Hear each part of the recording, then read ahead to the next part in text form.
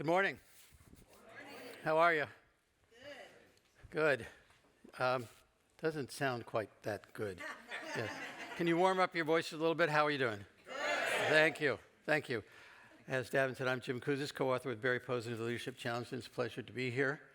I am delighted, and I want to share with you a few things to get us started. The first is to talk with you, as Davin said, about the foundation of leadership and its implication for values.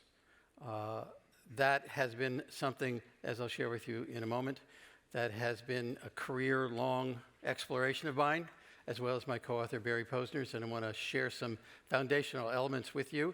And then I want to discuss three ways in which we can build on those fundamental values to build and shape culture. And then I am also going to offer along the way some ways to apply that in your own work and your work as coaches, your work as developers of other leaders. And finally, if you stick around to the end of my talk, I'll tell you the secret to success in life. But you have to be seated in this room for that to happen. I promise you, I will. And first, what I want to do is give you a little bit of background to establish a bit of credibility on this topic. I started working at another campus in 1981. Santa Clara University. Any of you ever been on campus Santa Clara University or visited it? A few of you have. So at Santa Clara University, I was unpacking some boxes in St. Joseph's Hall, my new office, which the dean had assigned me, and I was unpacking boxes and putting things up on the wall and knock on the door. Turned around, and in the door frame was a 6'4", very tall guy who said, "You're in my office." I said, "Oh, I'm sorry. I thought this was my office. The dean told me this is my office," and I started to put things back in the box. And he burst out laughing and said, "Now, I'm Barry Posner. This was my office. It's now your office. If you need anybody to show you around campus, introduce you, take you to lunch at the faculty club, I'm your guy." And that was the beginning now of a relationship that lasted since 1981. Barry and I just finished and published the 7th edition of the Leadership Challenge, working on the 4th edition of the Student Leadership Challenge. Right now, it'll be out next year, so we continue to work together and collaborate. And that's where it all started. Behind that door in the middle of this photo that you see up there between those two pillars was my office. And that's where it all started. And it all started because Barry and I initially were working with Warren Schmidt to do a paper called Shared Values Make a Difference. This paper was published in 1985. So that was my first published paper on values, and that really began everything. The first edition of Leadership Challenge came out in 87, but this preceded that. So my work on this topic has now been nearly 40 years. Well, if you can count the research, over 40 years to get to this point. And I just wanted to let you know that this has been with me for a very long time, and it's deeply rooted in me. I believe very, very strongly in the importance of values and shared values as the foundational element of culture. The material I'm going to draw upon is from these two books, The Leadership Challenge, 7th edition, and Credibility: How Leaders Gain and Lose It and Why People Demand It. And just to give you a little bit more foundational material, been working on this for over 40 years. There are over 6,000 case studies that form the foundation of the 5 practices of exemplary leadership, of which clarifying values is one piece. Over 5 million people have completed our leadership practices inventory to provide us with a database, and I'll be showing you some evidence to support what I and Davin and others who will be speaking to you over the next couple of days are going to share with you.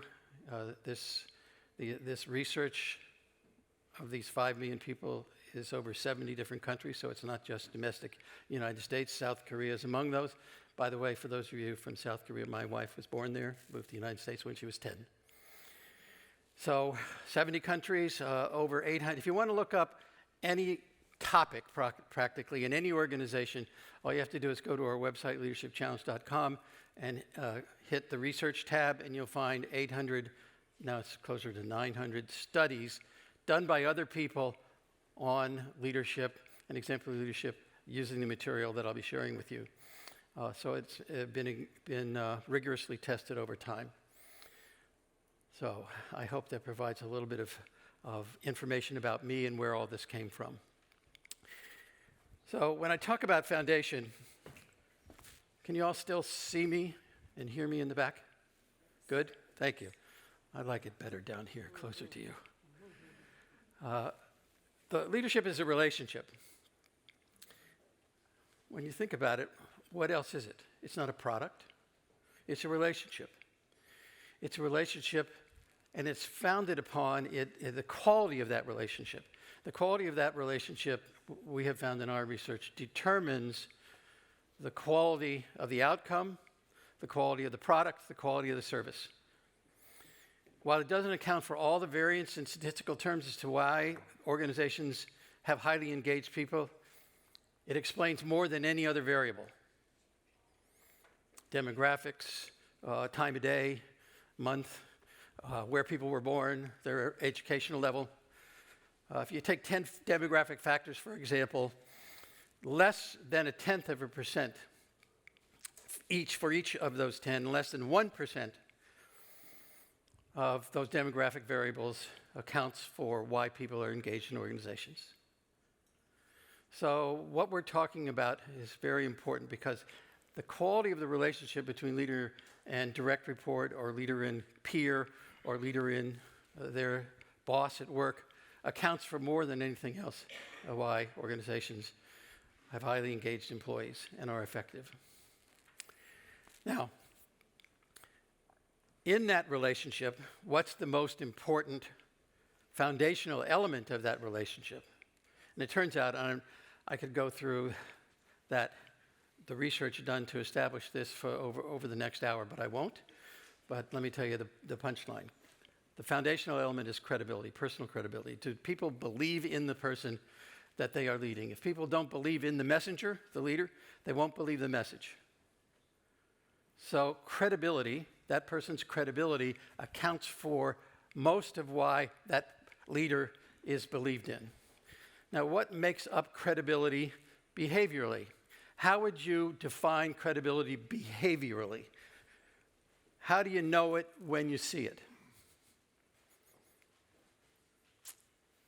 That was a question.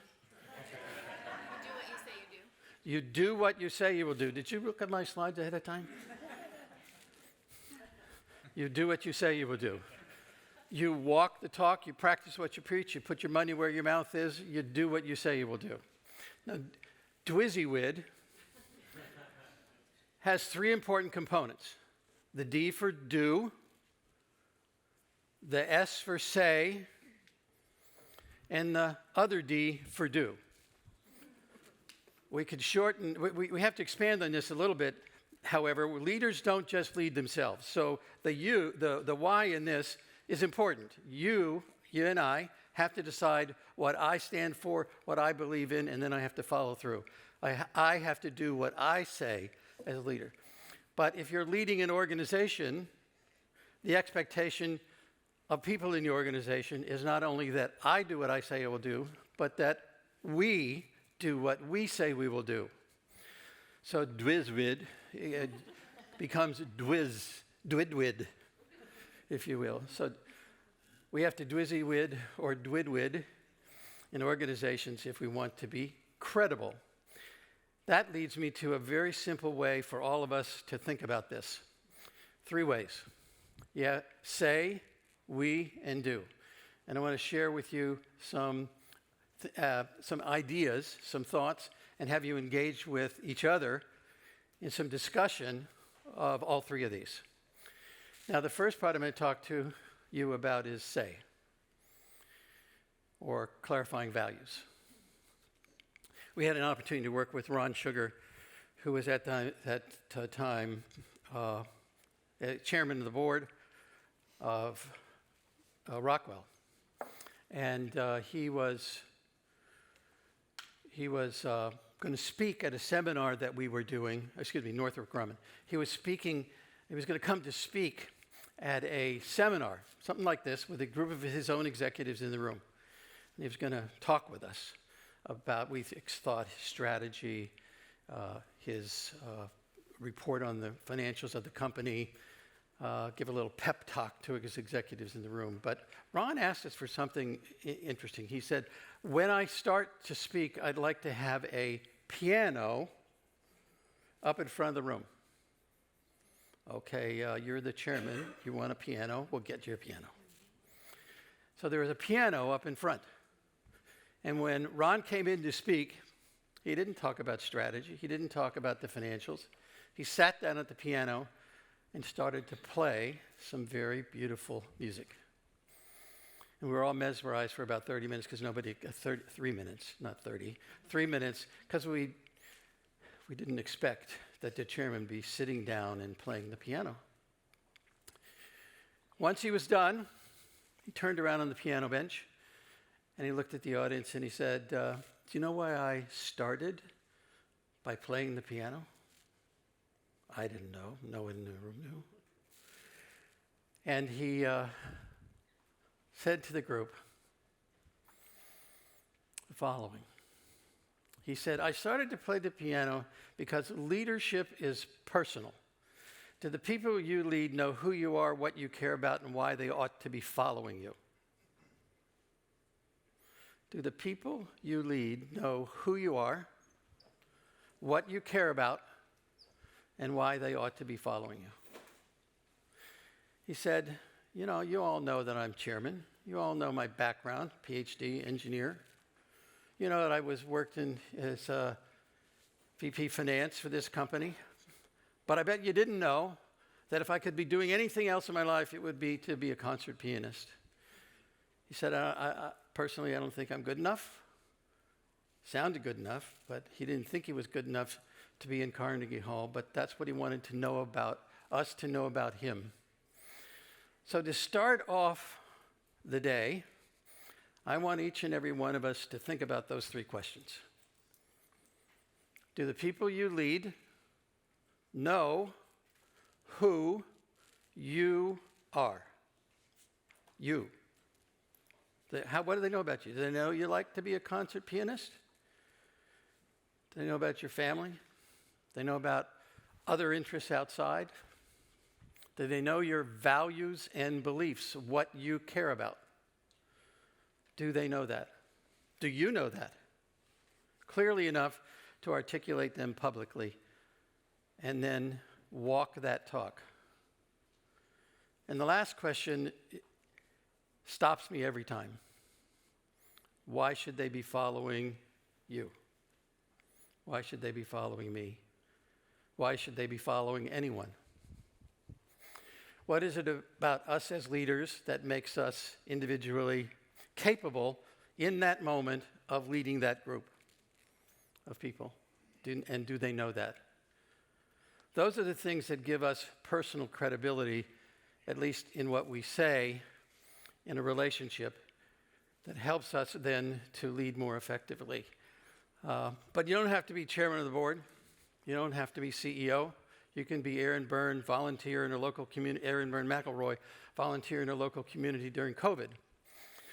I had the opportunity to interview Aaron and ask her about the Project Frontline that she engaged in during COVID. So Aaron, like most of us, COVID, was sitting at home on her couch in the early days trying to figure out what the heck she was going to do with her time other than be on Zoom calls or work alone by herself.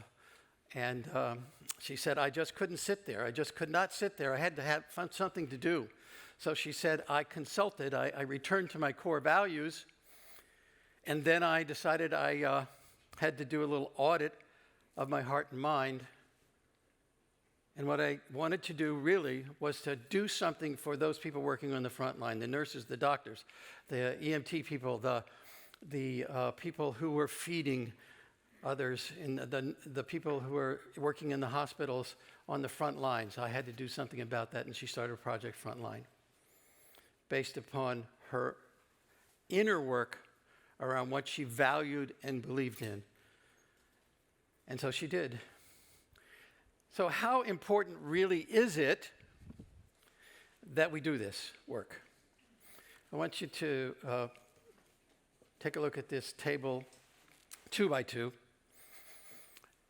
Along the vertical and horizontal axis, there's low and high. So we divided it into low and high. So you can have low, low to high, high as your options. And now we're looking at, on the y-axis, the vertical axis, clarity about organization's values. Are you clear about the organization's values? On the horizontal x-axis, are you clear about your own values? Clear about the organizations, clear about your own. Where do you think the highest level of commitment to the organization is on a scale of 1 to 7? Where's the highest level of commitment to the organization on a scale of 1 to 7 based upon understanding personal and organizational values? Box 2, which is what most people guess, 6.26 on a scale of 1 to 7. It makes sense, doesn't it? When I'm clear about mine, I'm clear about the organizations, I can be the most committed to the organization. Where's the lowest level of commitment? Well, that is a logical guess, but it's actually number 1. Highly clear about the organization's values, but very little clarity about my own. 487, but it's not all that different than 49, number 4, the bottom left-hand corner. Interesting, isn't it? There's not a lot of difference between knowing nothing about yourself or the organization and knowing a lot about what the organization values but very little about yourself. So organizations spend a lot of time developing core values. They post them on a wall. They write them in books. They give speeches about them, about what the organization stands for and believes in. Doesn't make people more committed. In fact, some might say it's a big waste of time just doing that. But that's where people have the highest level of commitment when they understand their own. That's why in the second spot of commitment is knowing your own values. Now you ask yourself, how can I be committed to an organization when I really am not clear about their values, but I am clear about my own? How can that be? What's your guess?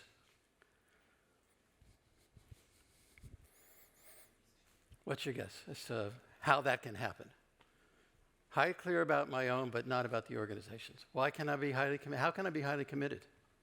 Finding aspects of the work that aligns with their own values. So you find the aspects of work aligned with your own values. So when you're clear about your own, then you can see whether or not there's a good fit with what you believe in, right? Pretty much. It's called person-organization fit in the literature, but it basically, when I know what I believe in, I'm more capable of determining whether I'm in the right place. Now, sometimes the organization may have to help me understand that. I may not have done the work to discover what my values are. They may have to show them to me and then say, look, I want you to explore this in your own to make sure there's a good fit here, but the work has to be done before someone can get committed, the work of exploring your own values and beliefs. Does that make sense? Well, if that makes sense, here's another important thing to look at. What is the impact when leaders are clear about, Barry and I refer to it as leadership philosophy, which includes values and beliefs, their credo, when they're clear about their own leadership philosophy and trust. So the vertical axis, the y-axis, is levels of trust that people have in their leader. And this is the leader behavior across the x-axis. And when the leader is highly clear, you can to low clarity to high clarity. Everyone understand this chart? Low leader talking about philosophy to high. The frequency with which a leader is clear in the perception of the respondent, direct report, peer, colleague. And you can see that when I'm, as a leader, almost never clear with others about what I stand for and believe in, I only get 1% of people trusting me. However, 80% if I do this very frequently or almost always. And if you add fairly often and usually, you get 94%. That make sense? You're going to see about 4 more of these, and basically they're all going to look the same. When leaders behave in ways that frequently engage in practices that have to do with being clear about values and beliefs, or getting other people to share those values and beliefs, or putting them into practice, you're going to see the same kind of result. So it's important behaviorally to put into practice talking with other people about what you value and believe in as a leader. So I said I'll give you a practical recommendation as to what you could do. Write your own leadership credo. Write your own leadership philosophy. Imagine, for example, that you're going to be away from work for 6 months. You can't communicate with a team by email, text, carrier pigeon. No ways in which you can communicate with the organization. But you will be able to leave behind a one-page memo. And on the one-page memo, you're going to write down what it is that people should use as guidelines, as principles, to guide their decisions and actions in your absence. What are the principles by which you want other people to do their work while you're gone, in your absence, for 6 months or longer, in terms of their decisions and actions? The principles to help guide them in making their decisions and taking their actions. Now, in your little workbook handout, you'll find, if you turn to the page with my name and then my important values, if you'll turn to that page, take a moment to select, first, maybe circle about 15 of them, cull it down to about 15 or 10 or 15, and then select from that 5. So the end of this exercise, I'll give you about 3 minutes, is to have 5 values, important values to guide, that you believe are important to guide your decisions and actions.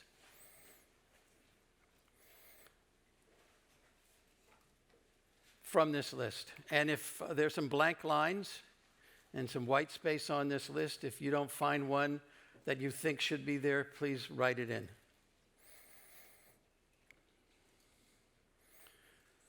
What are the values that you believe should guide your decisions and actions?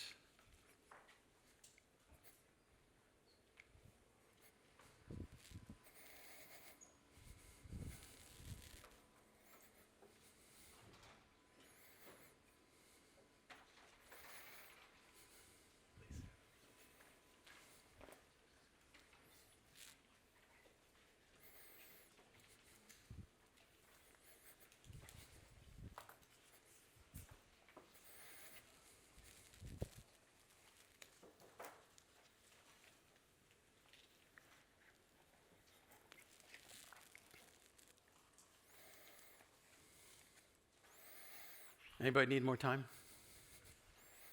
Yes, 1 more minute. 1 more minute? Okay, 1 more minute.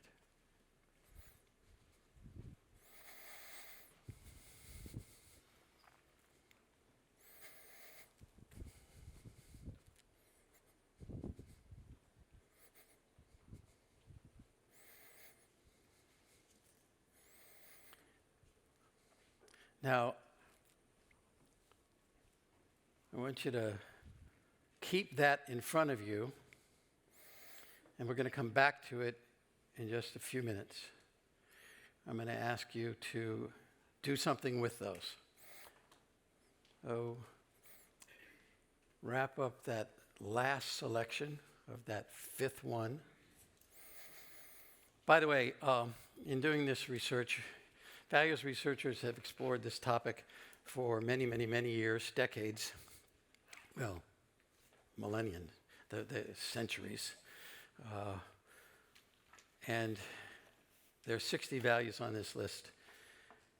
The people who have done the initial research to create such lists usually start with around 150 to 250. And so this doesn't represent all the possibilities. These are essentially selections of some common ones. And if you don't find something on here that fits your values, there's probably 150, 200 more that you could choose from. It may seem like a simple exercise to do, but when there are that many options for people, it's not a simple exercise to do. And it's not a simple exercise then to come up with 5 or 7 that you say, put stake in the ground and say, these are the ones that we're going to use in order to guide decisions and actions. But it's an important, as we'll see in a moment. Any questions or comments or emotional outbursts about any of this? Come back to some questions. Yes, please. The toughest part about this is ruling out the ones that I'm not, right? Yeah, That's yeah. the issue. It's like, I don't Because intend to- they're important, right? Yeah. They're important. Yeah, so ruling stuff out is tough. It doesn't mean that you don't have those values. It just means that there are some values that are going to be more important for us in this team, this organization, this community, this country than other values. That's what differentiates us from others. Now, some people may share those same values, but they may have some others that are important to them. So eliminating those that you don't want to put on that list, that you're going to leave behind when people aren't around for you to watch them, it's important that we get clear about those few. Other comments, questions? Great. So let's talk about the we part. We talked about the say part. Let's talk about the we part. I'm sad that Snoopy isn't around as much as he used to be, but I love this cartoon. Here is Snoopy. He's the leader. It's obvious he's got the explorer cap on, and he says, "Okay, troops, gather round." Well, what do you think? What do you think? Who is it? Well, it's me. I'm the leader, so I get my picture on the flag. Just think how it will inspire you as we march along. Well, Woodstock, he seems to have a few questions. He makes the comments, well then, all right, does anyone have a better idea?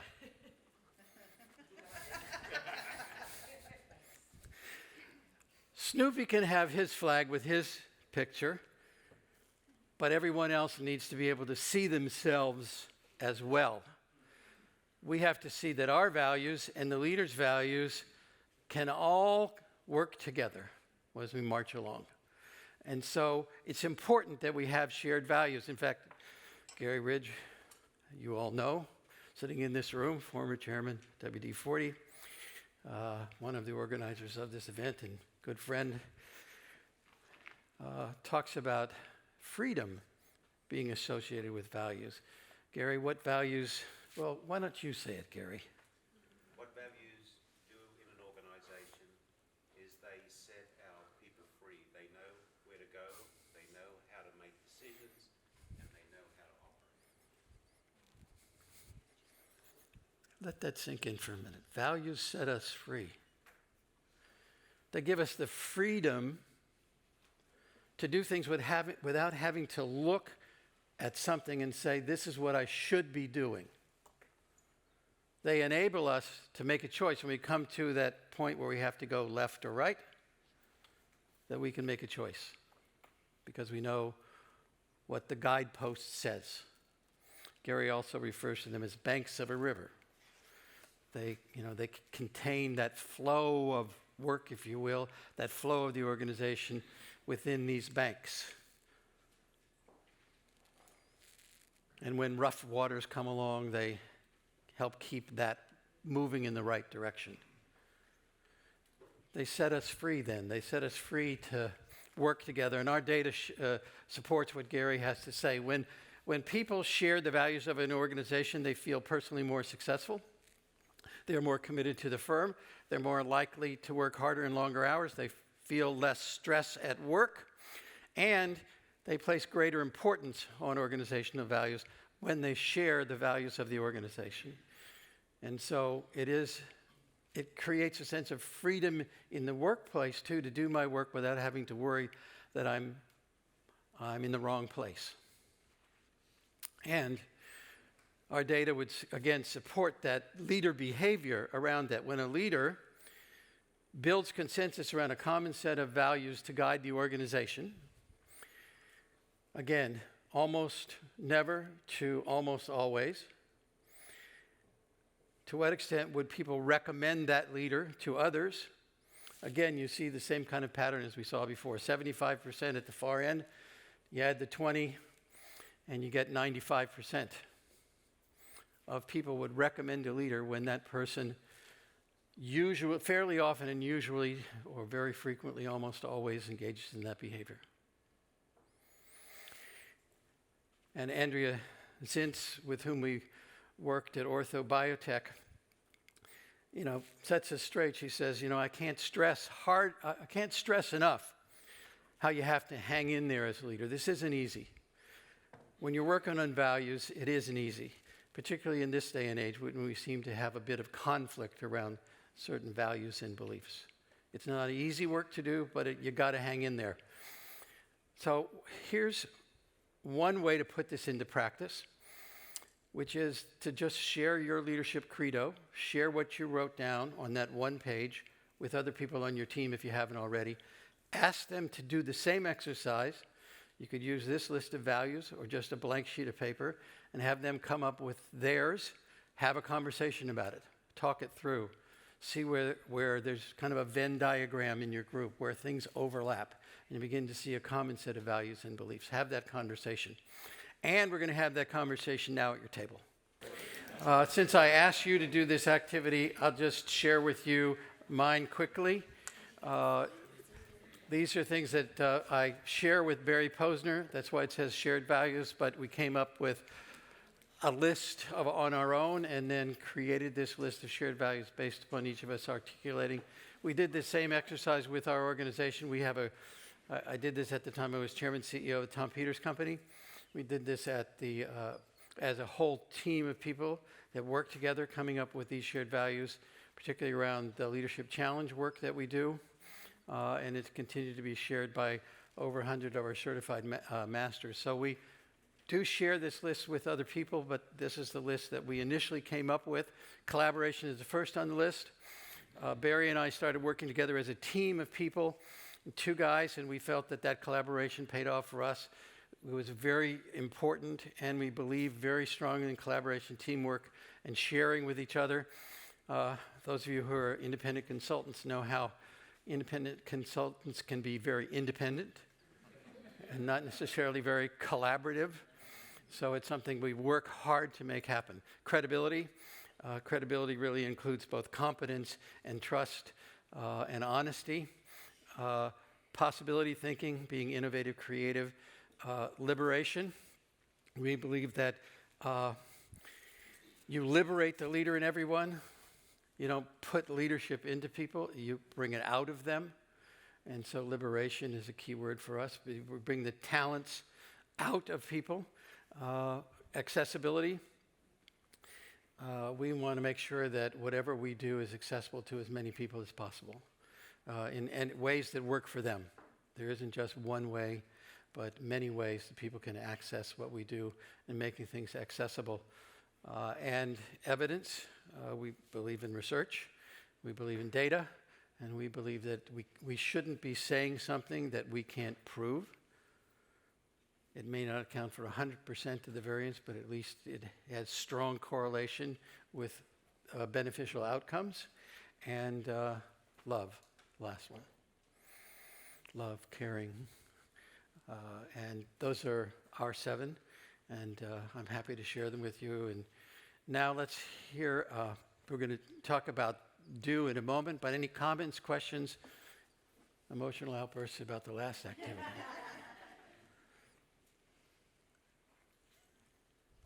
Well, let me ask you a couple. Was it easy to circle your 5? No, wasn't easy, was it? It starts out, we think it might be easy, but in the end, making choices about all of this, what's most important to me. How about in sharing with others? Did you find things that you shared in common? Yeah?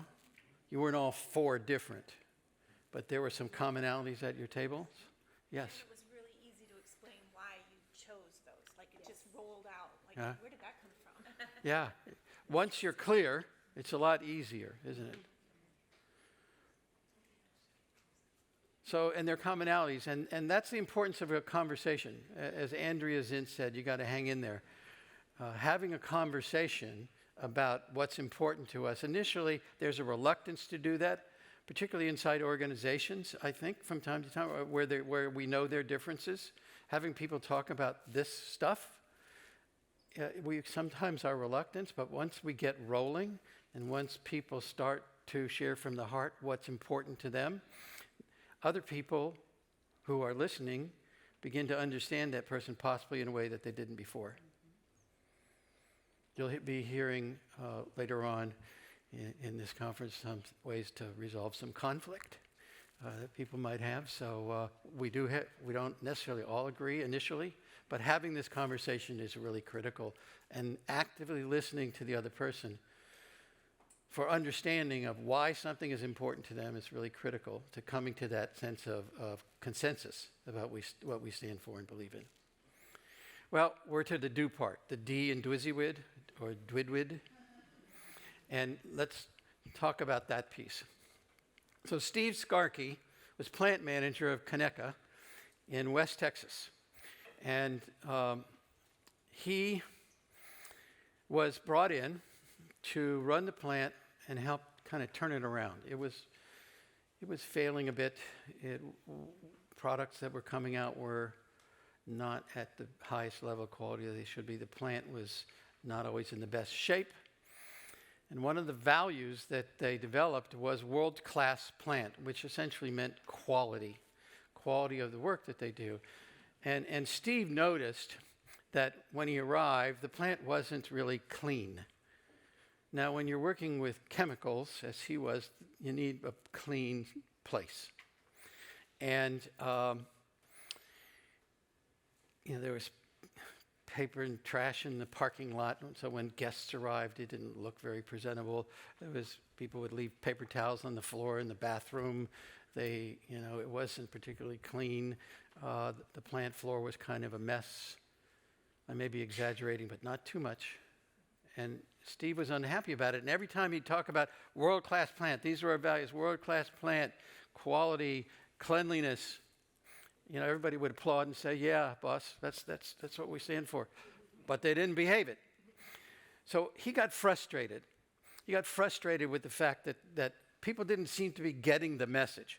So one day after lunch, he went to the local hardware store and he got a bucket. And he stenciled world-class plant on the bucket. That's the bucket. That's the 5th edition of the Leadership Challenge in the bucket. And he came back after lunch. He had the bucket in his hand, and he went around the plant after everyone else had come back from lunch, and he would pick up trash and put it in the bucket. He'd pick up trash and put it in the bucket. Pick up trash, put it in the bucket, and when it was full, he'd go over to the trash receptacle, and he'd dump it. Then he'd go back and pick up some more trash. He didn't say a word. He just went back to his office. When he was done, what do you think happened the next day? The managers who worked and reported to him had their own buckets. And they started walking around the plant and putting trash in the bucket. Pretty soon, we had a very clean, presentable plant. He didn't have to say anything. What he did was do it. You have to do what you say as a leader in order for people to believe that you're serious. Now, you can do it in a number of different ways. One way is you can spend your time in attention, just literally filling your calendar with activities that will show people that this is important to you. You can schedule it in a meeting. You can talk about it. Watch your language. We often inadvertently think we're saying the right thing when we say the wrong thing. Watching your language. Make sure that your language that you use is consistent. As many of you know, at WD-40, they refer to essentially something we might all call teams as tribe. It's a word they selected, Gary, mostly, initially, because it had the feel of what they were trying to build within WD-40. Watch your language. Choose language carefully. Ask purposeful questions. It's really important to ask the right questions. So if you want a quality plant, or if you want people to be innovative, ask a question that's related to that. If you want to have teamwork or collaboration or people acting like a tribe, ask a question that's related to that. What have you done in the last week to improve so you're better this week than you were a week ago would be a question you could ask if you wanted people to be thinking more about doing things new and different. What are the questions? Another way in which you could do it is to seek feedback. Just ask people, how am I doing? How am I doing in enacting our values and beliefs? Give me some feedback. You have to confront critical incidences from time to time. Sometimes people don't do the right thing, and you have to make sure that you confront that immediately. And you can tell stories. I love telling stories. If you were with me for a couple of days, you'd probably hear a couple hundred. Because they really bring to life the meaning that we want to have people understand what we believe in and what we stand for.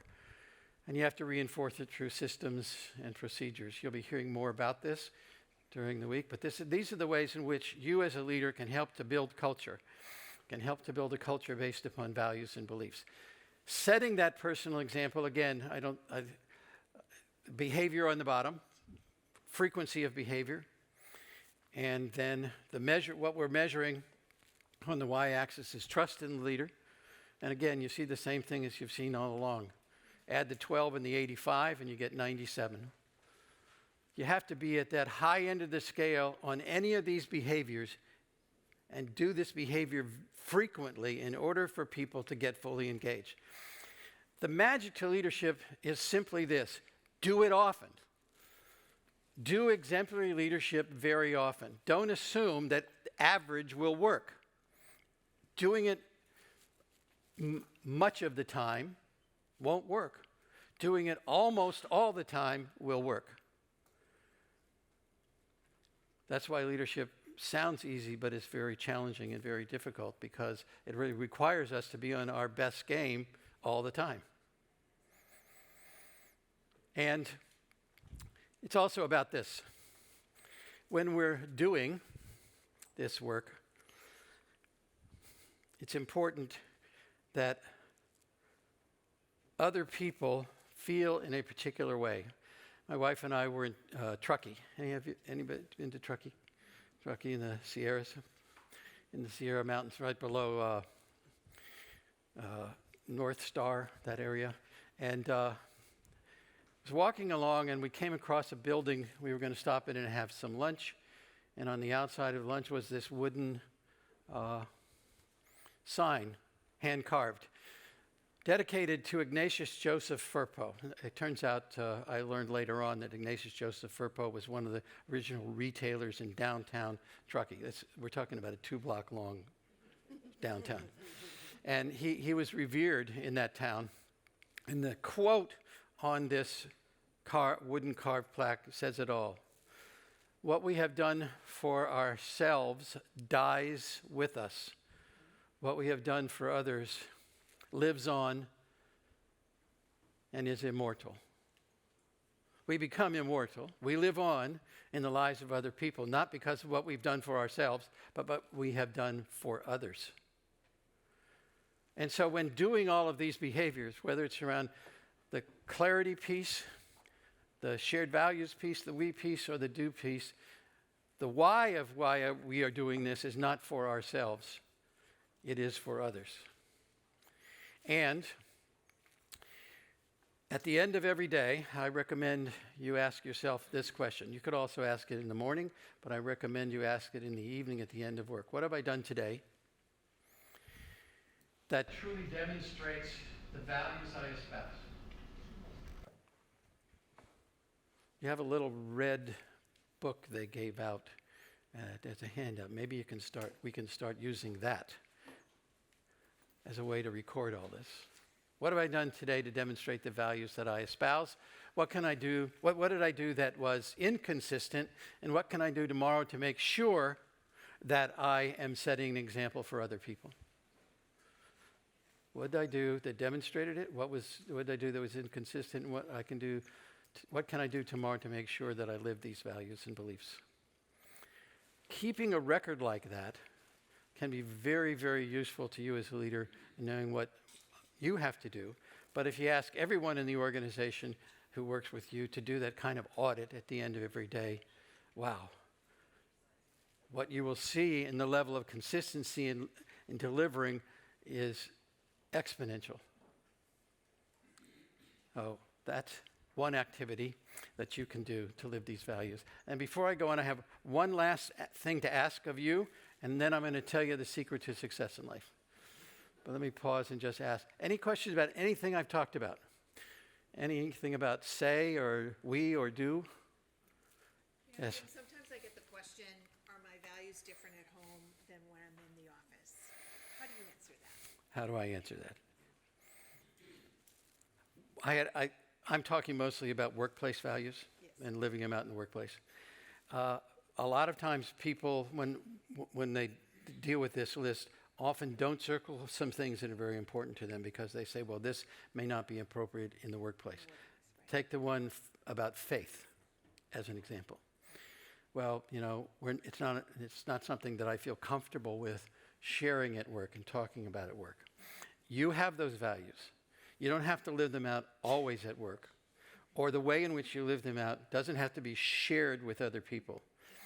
So when we ask people to make a choice about values, we're asking them to make a choice about what we can all live up to in this organization.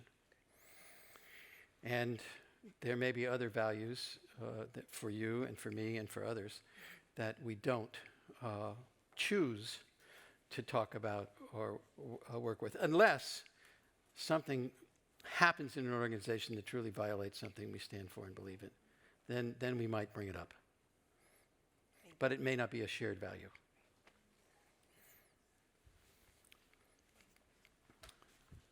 So, Yes, go ahead. how can you hire somebody if you don't know that they know their values? So, Scott, I like to have a conversation just about this and ask people to tell me a little bit more about themselves that will help reveal a value and belief. So have you ever played sports? Yeah, Yeah, you ever played sports? Individual sports or team sports? both. Both. Played both. What do you enjoy most?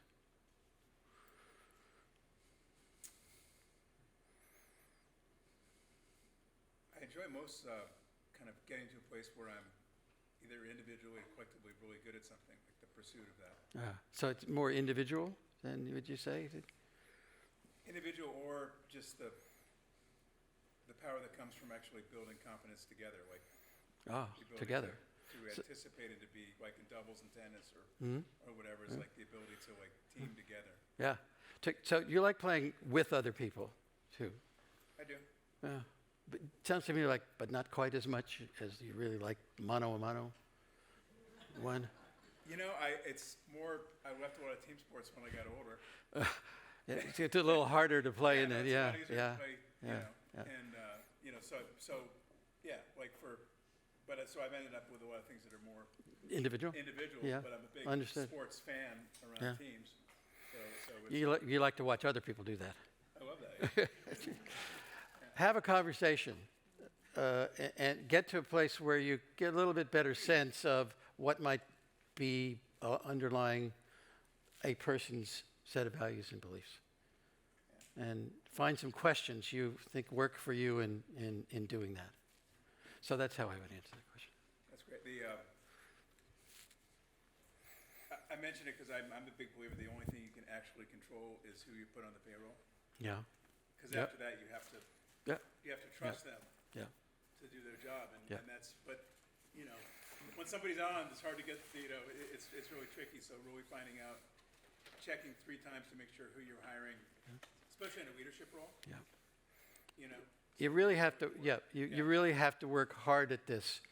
That's why Andrea's in said, hang in there, because you really have to work hard at this. It doesn't, I don't recommend sitting down and saying, okay, circle 5, tell me what they are, let's have a conversation. We do that as an exercise, and it's important individually that we do something that can help us discover what our values and beliefs are, but conversations are much better ways of getting to that, because it's really richer. Why we believe something so strongly that we would be willing to live by it day to day is deeper than just that surface level. But thanks, Scott, for the question. Other questions, comments? I got one. So I love the concept values-based leadership, and then looking at the leadership gap, basically the vacuum that exists in our society these days with politics or whatever. How do we shift that? How can we influence our leaders to be more values-based leaders? I don't do this work with politicians.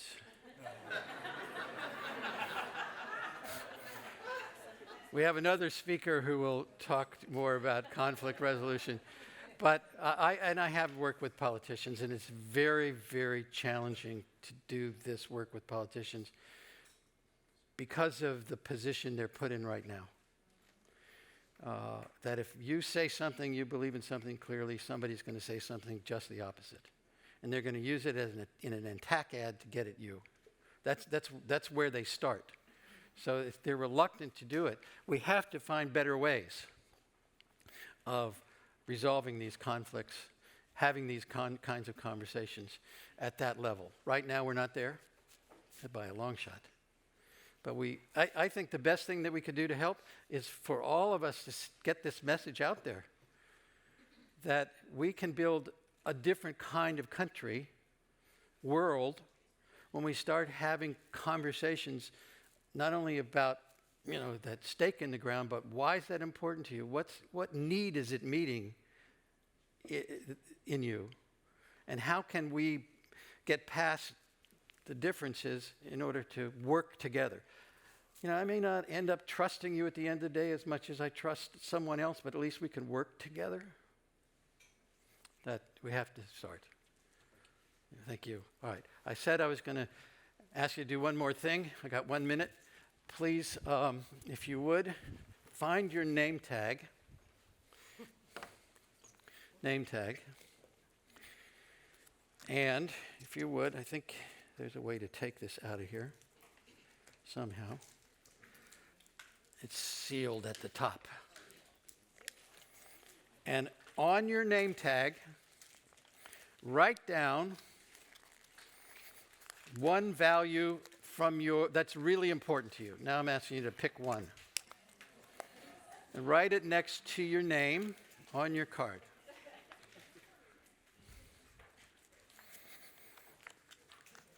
So then put it back in your name tag. And at the break, or at dinner, or any time today when you're walking around, you see somebody and you haven't met them yet, not only introduce yourself and the other person introduce themselves, and share why you picked that value. Say what it is and why you picked it. Hi, I'm Jim. I chose collaboration. Collaboration to me is important because.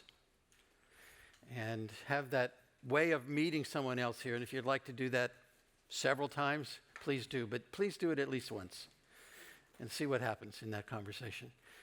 And where I also told you, I would tell you the secret to success in life.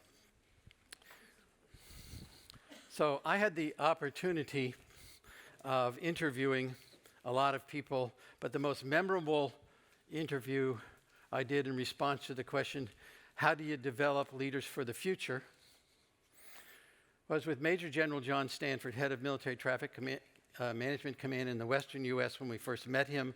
He then went on to run the whole MITMIC for the world, for the U.S., and then he went and became